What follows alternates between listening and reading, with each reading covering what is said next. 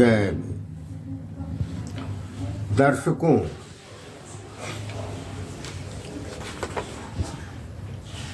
इस समय भारतीय इतिहास पर काफी चर्चा हो रही है, बहुत चर्चा हो रही है, गहमा गहमी मची हुई है। बता दें कि जैसे जीव विज्ञान, अंतरिक्ष विज्ञान, भौतिक विज्ञान, रसायन विज्ञान, मनोविज्ञान, वनस्पति विज्ञान आज पर नित्य नए शोध हो रहे हैं और नए नए तथ्य सामने आ रहे हैं। कई बार पुरानी मान्यताओं को आंशिक रूप से या पूरी तरह से खारिज किया जा रहा है। ऐसा भी हो रहा है कि न्यूटन ने कोई ये किया, फिर कोई दूसरे वैज्ञानिक आए, उसमें उन्होंने सुधार कर दिया, तो फिर उसको छोड़ करके नया जो है तथ्य जोड़ लिया जा रहा है। और यही विज्ञान का नियम भी है कि भाई नए नए सुधार होते जाएं। इसी से तो जो है इन्वेंशन आगे बढ़ता है।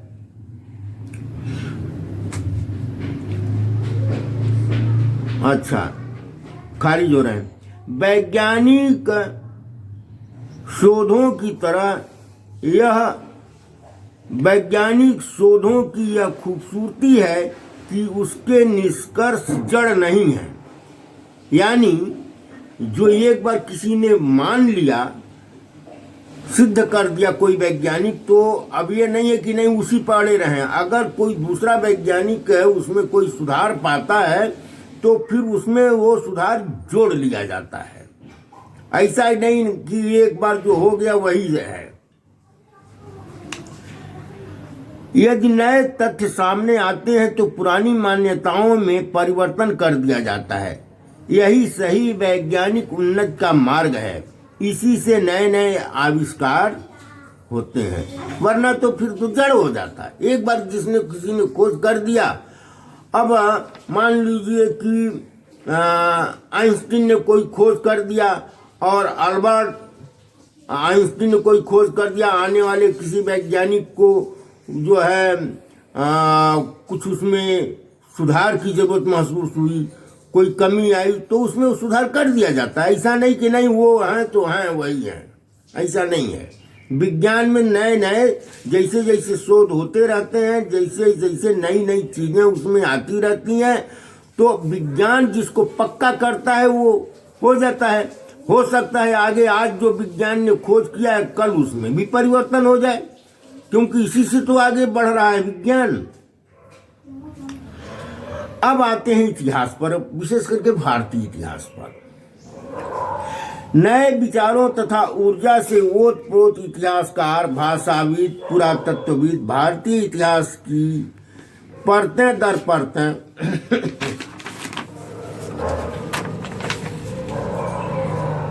खोल रहे हैं। भारत का जो इतिहास अंग्रेजी काल के पहले मृत प्राय था, बिल्कुल दबा दिया गया था। यहां तक कि अशोक जैसे महान सम्राट के लेखों तक को नहीं पढ़ा जा सका था। कुछ काशी के ब्राह्मणों ने अशोक स्तंभ जो दिल्ली में रखा हुआ है, उसके लेखों को बताया कि तो महाभारत का भीम का गदा है। यह इस तरह की जो है मतलब बातें जो है ये थी, इस तरह का जो है झूठ फैलाया गया था। तो पूरी तरह से भारत का इतिहास एक तरह से अंग्रेजों के आने के पहले मृतप्राय हो गया था, बिल्कुल मिटा दिया गया था। मनमाने ढंग से लिखा गया था, मनमाने ढंग से उस काल में तमाम किताबें लिखी गईं और उन किताबों को लाखों बरस, हजारों बरस पुरानी बताया गया। आगे देखिए,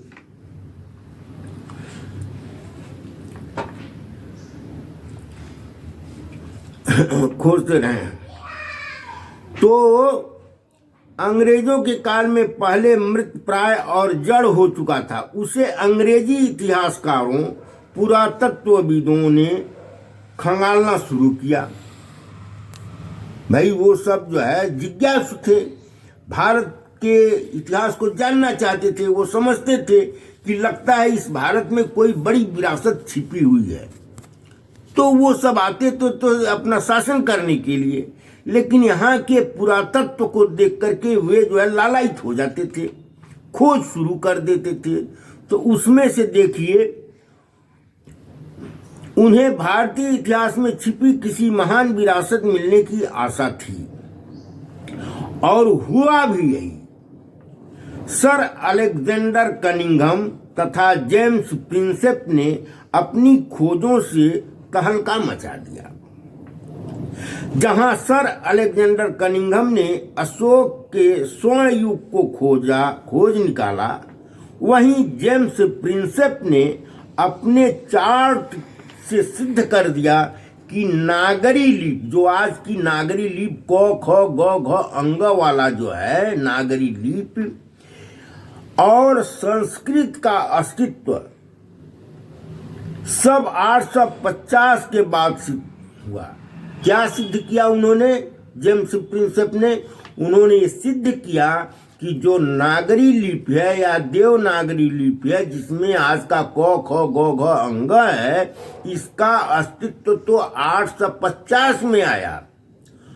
और संस्कृत की विशेषता यह है कि ये केवल और केवल देवनागरी लिपि में लिखी जा सकती है, यानी क ख ग घ में। यानी इसका मतलब क्या हुआ कि जितने भी संस्कृत ग्रंथ लिखे गए, चाहे वो वेद हो, पुराण हो, उपनिषद हो, महाभारत हो, रामायण हो, भविष्य पुराण हो, अल्लो उपनिषद हो, ये सारे के सारे 850 के बाद ही लिखे गए, क्योंकि नागरी लिपि इसके बाद ही अस्तित्व में आई। वो धम्म लिपि, इसके पहले धम्म लिपि थी। धम्म लिपि में ये चीज लिखी ही नहीं जा सकती थी, जिसमें उसमें क्योंकि धम्म लिपि में हलंत विसर्ग ये सब था ही नहीं। ये तो बाद में जोड़ा गया, संस्कारित होकर के जब संस्कृत बनी धम्म लिपि से धीरे धीरे धीरे धीरे। पिछले वीडियो में हम बता चुके हैं कि इसमें 1000 वर्ष लगा, और पहली सदी से आते आते 850 तक आते आते ये पूरी तरह से जो है नागरी लिपि आ गई। तो जेम्स प्रिंसेप ने यह सिद्ध किया कि ये जो है संस्कृत और धम्म लिपि 850 के बाद उद्भव में आई।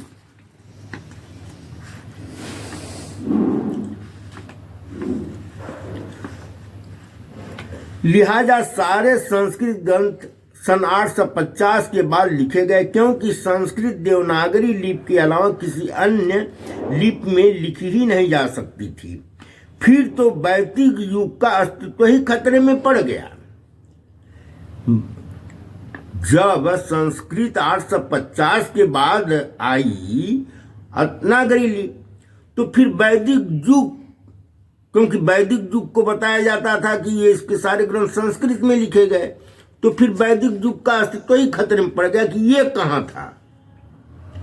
इसका पीरियड कब से कब तक है, ये वैज्ञानिक जो है इतिहासकार अभी तक निष्कर्ष नहीं निकाल पा रहे हैं। वैसे तो कहने के लिए इसको लाखों वर्ष पहले कहा जा रहा है, तो लाखों वर्ष पहले का तो कुछ मिल नहीं रहा। मिल रहा है सिंधु घाटी सभ्यता से।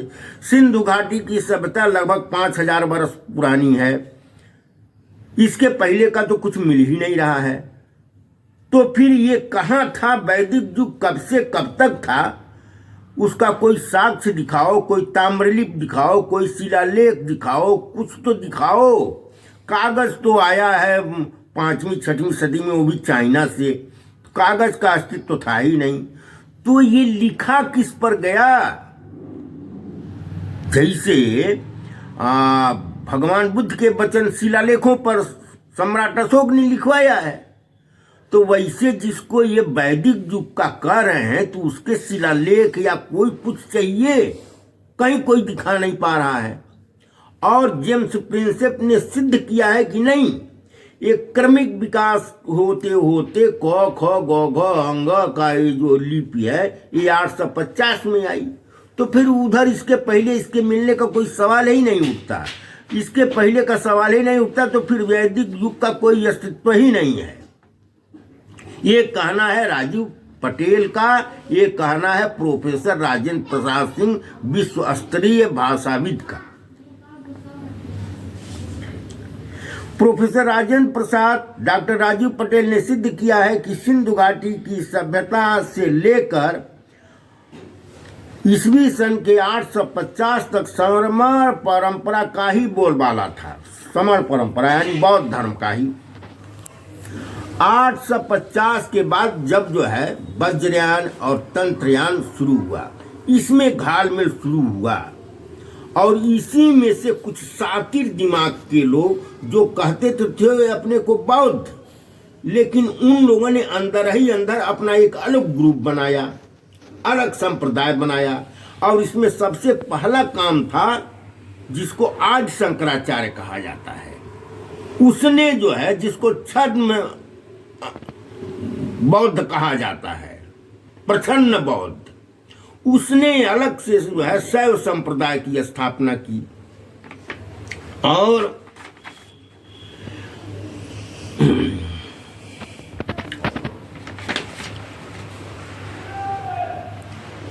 शैव संप्रदाय की स्थापना की। इसके बाद उसमें जो है शाक्त संप्रदाय बना, फिर वैष्णव संप्रदाय बना। इन तीनों को मिला करके ब्राह्मण धर्म कहा गया। फिर जब मुगल आए तो इसको हिंदू धर्म कहा गया। फिर जब दयानंद सरस्वती आए तो उन्होंने इसको वैदिक धर्म कहना शुरू कर दिया। अब यहाँ ये लोग इसी को सनातन धर्म कहना शुरू कर दिए हैं, जबकि पूरी दुनिया जानती है कि सनातन धर्म, सनातन शब्द भगवान बुद्ध का कहा हुआ है। इसका हिंदू धर्म, ब्राह्मण धर्म, वैदिक धर्म से कोई लेना देना नहीं है। ये चुराया हुआ शब्द है बौद्ध धर्म से। बुद्ध काल, अब आइए, बुद्ध काल में कोई वर्ण जात समुदाय नहीं था। ये राजीव पटेल और राजेंद्र प्रसाद सिंह का कहना है, शोध किए हैं। केवल 2 वर्ण था, ब्राह्मण एवं बमण एवं समण। बमण, ब्राह्मण नहीं, बमण और समण। बमण का मतलब ज्ञानी तथा समण का मतलब सन्यासी या भिक्षु से था। बमण और समण, इसी को ये सब जो है ब्राह्मण कह रहे हैं। जो आज के जो फर्जी जो है धूर्त हैं, इसी बमण शब्द को ब्राह्मण कह करके बता रहे हैं। लेकिन जो है तमाम तथ्यों से राजीव पटेल ने कहा है कि देखिए, बमण और समण शब्द अलग अलग आया है। बमण का मतलब ज्ञानी और समण का मतलब सन्यासी। कहीं कहीं बमण और समण एक साथ आया, बमण समण। तो उनका कहना है कि अगर दोनों अलग अलग होते तो बमण च समण कहा जाता। बमण च समण, बमण च मतलब और, लेकिन ऐसा नहीं कहा गया, बमण समण। तो उनका कहना है जब एक साथ संयुक्त में कहा गया है बमण समण, तो उसका मतलब है ज्ञानी भिक्षु, क्योंकि कोई जरूरी नहीं था कि सभी भिक्षु त्रिपिटक के ज्ञाता रहे हों। तो ऐसा भी होता था कि ज्ञानी अलग होता था, वो कोई जरूरी नहीं कि भिक्षु हो। भिक्षु अलग होता है, कोई जरूरी नहीं कि वो बहुत ज्ञानी हो। लेकिन अगर कोई ऐसा भिक्षु है जो ज्ञानी है तो उसे बमण समण कहा जाता था। अगर ये दोनों शब्द अलग अलग होते तो बमण च समण कहा जाता, लेकिन ऐसा नहीं कहा गया है। ये राजीव पटेल का कहना है। उनके भ्रम का पुलिंदा और वैदिक युग का घालमेल पुस्तक आप लोग पढ़ें, स्पष्ट हो जाएगा। और जहाँ तक पाली की बात है, भाषा की बात है, वहाँ प्रोफेसर डॉक्टर राजेंद्र प्रसाद की पुस्तकें पढ़िए, सम्यक प्रकाशन से आ रही हैं।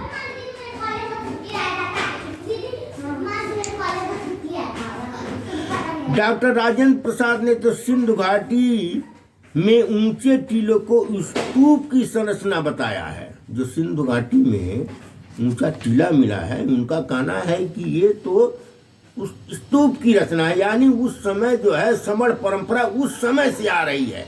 जो बौद्ध साहित्यों में 27 बुद्धों की परिकल्पना की गई है वो कोई कल्पना नहीं है, वे वास्तविक इतिहास हैं।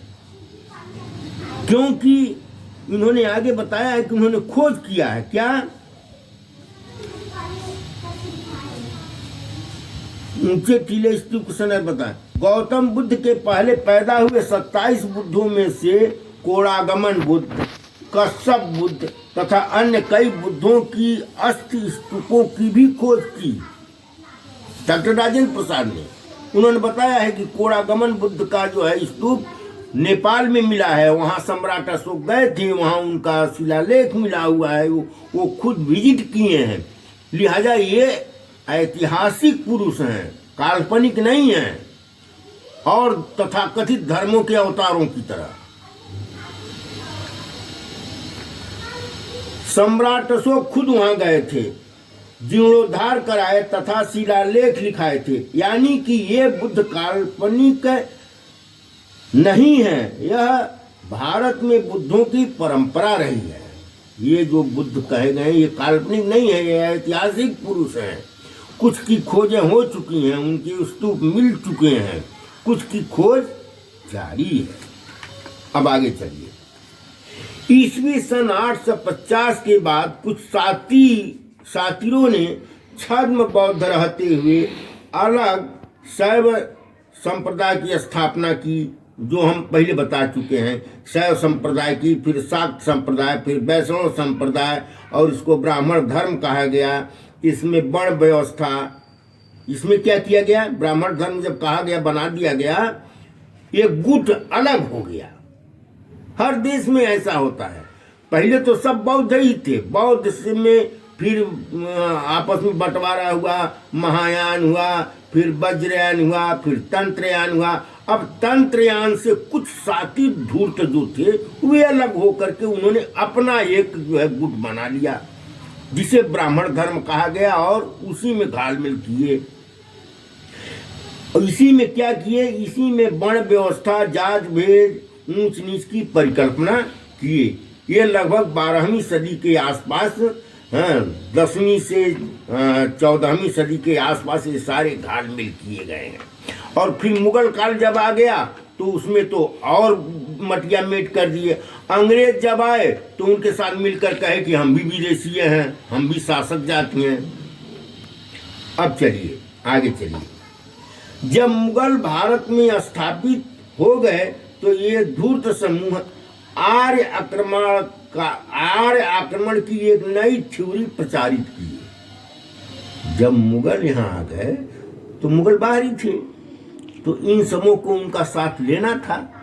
तो उस समय इसी में से कुछ धूर्त जो है, इन समूह ने एक नई थ्योरी इजाद की कि हम जो ब्राह्मण हैं, जो जिनको हम आर्य कह रहे हैं, ये बाहरी थे, न जाने अंटार्कटिका की कहाँ से आए हैं और फलान ढमाक से आए हैं। कोई कहता तिब्बत से आए, कोई कहता अंटार्कटिका से आए, कोई कहता यूरेशिया से आए। यही सब कहते हैं। ये झूठे जो है खरात पर आरोप लगाते हैं, कहते तो यही है कि हम वहां से आए हैं। इनका कहना था कि जिस प्रकार मुगल विदेशी हैं उसी प्रकार हम भी विदेशी हैं।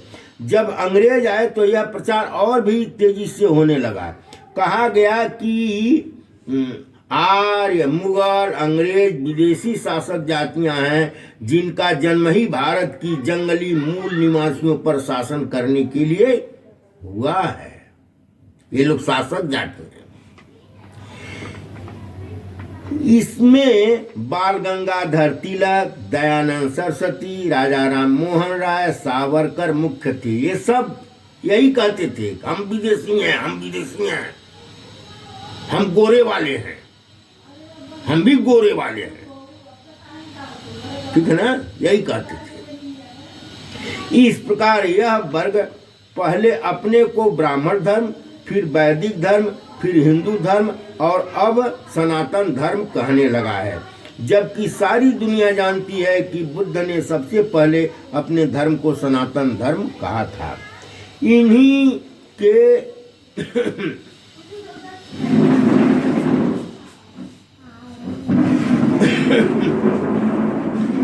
इन्हीं के झांसे में महापंडित राहुल और धम्मानंद कौशाम्बी भी आ गए।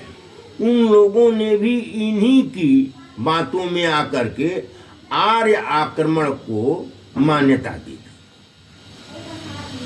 आगे चलिए।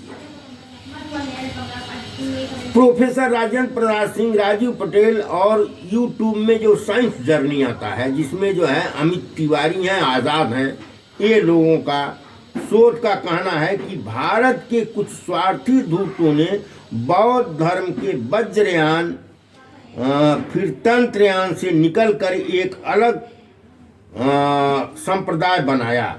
वज्रयान तथा तंत्रयान के महाविहारों एवं उनकी मूर्तियों पर कब्जा कर डेंटिंग पेंटिंग कर अपना नया देवी देवता बनाया। उसी पर धूर्तता, पाखंड, आडंबर शुरू किया तथा जनता को चूसना शुरू किया। ये इन लोगों का कहना है कि जितने भी आज के जितने भी, यहाँ तक कि हनुमान, विष्णु, लक्ष्मी, ये सारे जो हैं वह महामाया, माया देवी, मंजूश्री, तारा देवी, भगवान बुद्ध के जो है पुत्र राहुल जो सीना फाड़े हुए हैं, वो जापान में उनकी मूर्ति मिली है, उसी को देख करके हनुमान बनाया गया है। तो और तमाम जो है वज्रयान के अवलोकितेश्वर, जिनके कई हाथ दिखाए गए थे, वो वज्रयान के हैं, तंत्रयान के देवता हैं, जिनमें कई मुंह हैं, कई हाथ हैं, और उसी की नकल करके इन सबों ने अपना देवता बनाया। महापंडित राहुल का कहना भी यही है कि तंत्रयान और वज्रयान में हालांकि कुछ अच्छाइयां तो थीं, लेकिन बुराइयां उससे ज्यादा थीं। यानी कुछ काल्पनिक, जैसे 10 हाथ बना देना, 8 हाथ बना देना, यह तंत्रयान में शुरू हो गया। और उसी का दुष्परिणाम हुआ कि इन धूर्तों ने उसकी नकल किया और एक नया बखेड़ा खड़ा कर दिया, जबकि वहां तंत्रयान वज्रयान में उनका मकसद कुछ दूसरा था, उनको ध्यान लगाने के लिए वो बनाया गया था। लेकिन इन समूह ने उनका दुरुपयोग कर अपना जो है दुर्गा का 8 हाथ बना दिया, लक्ष्मी का बना दिया, और विष्णु को सांप पर जो है सुता दिया। ये सब जो है बौद्ध धर्म की नकल किया गया है, विशेष करके वज्रयान और तंत्रयान का। ये कहना है राजीव पटेल, प्रोफेसर राजेंद्र प्रसाद सिंह और साइंस जर्नी का। ये हमारा कहना नहीं है, इनका कहना है। डॉक्टर राजीव पटेल का कहना है कि यह सब झूठ पर आधारित है। साइंस जर्नी तो चैलेंज किया है।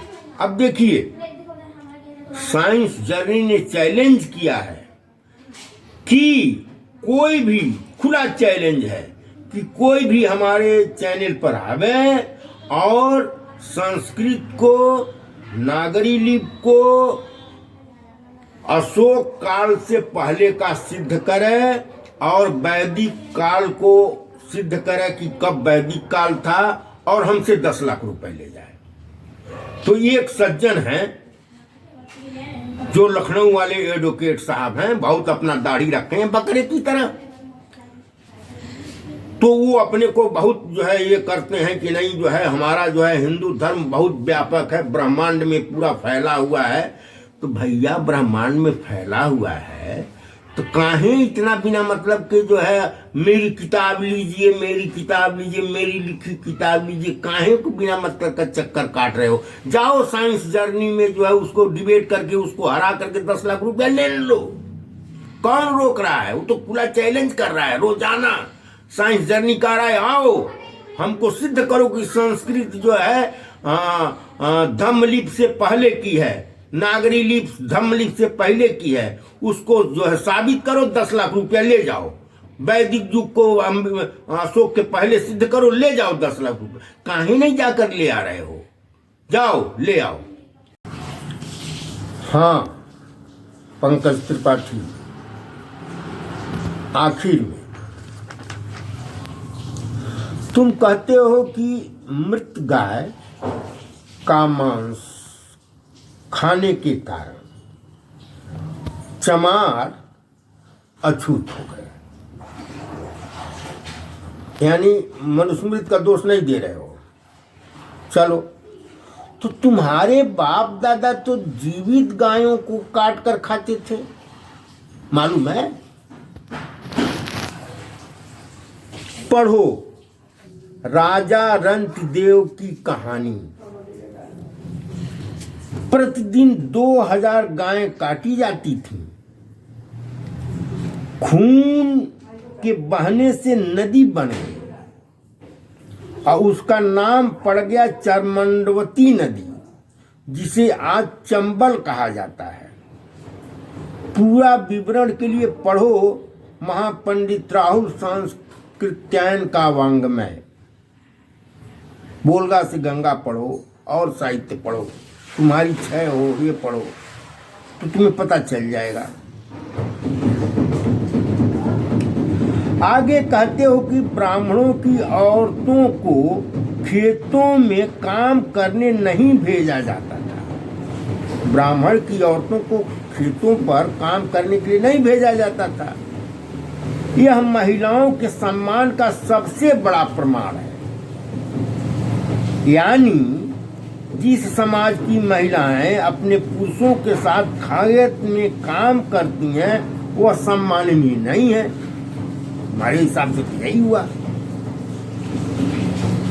तो यह भी पढ़ो, आगे जरा पढ़ लो क्या जो राहुल सांस्कृत्यायन ने लिखा है कि आज से 70-80 साल पहले जब ब्राह्मणों में विधवा विवाह निषेध था, विधवा विवाह प्रतिबंधित था, उस समय की बात कर रहे हैं। महापंडित राहुल सांस्कृत्यायन मैं नहीं कह रहा हूं। उनके मोहल्लों के आसपास विधवाओं के पेट मड़ुआ नवजात, भोजपुरी शब्द है पेट मड़ुआ, तुम गाजीपुर के हो समझ लेना। पेट मड़ुआ नवजात किसको कहते थे? मरे हुए बच्चे पेट मड़ुआ नवजात फेंके हुए मिलते थे। अब इसका कैसे ऐसा होता था ये पता लगाना, अपने पूर्वजों से पूछना। तुम्हारे बाप दादा तो इतने ठरकी थे कि उन्होंने अपने समाज से इतर दूसरे समाज की नवविवाहिता को उसके पति के घर जाने से पहले शुद्धिकरण का प्रथा चलाए थे। यह एक प्रथा चलाए थे, एक परिपाटी निकाले थे। देवदासी प्रथा तो अभी तक जारी है प्रतिबंध के बावजूद भी। तुम्हारे पूर्वजों ने स्तन ढकने पर टैक्स लगाया था। यह था तुम्हारे बाप दादाओं की महिलाओं के प्रति सम्मान, जिसको तुम कहते हो कि हमारे बाप दादा महिलाओं का बड़ा सम्मान करते थे। यही सम्मान है। और यह तुम्हारे धर्म ग्रंथों की पोल खोलें तो वहां तो पता ये चलेगा कि शिष्य जो है अपने गुरु पत्नी को ही लेकर फरार हो गया। इंद्र जो है अहिल्या के पास पहुंच गया, विष्णु जो है वृंदा के पास पहुंच गया, और न जाने क्या क्या गंदी चीजें लिखी हैं। वो तो बड़ी लंबी कहानी है, उसमें अगर जाएंगे तो तुम मुंह दिखाने लायक नहीं रहोगे। फिलहाल यही हम बंद करें।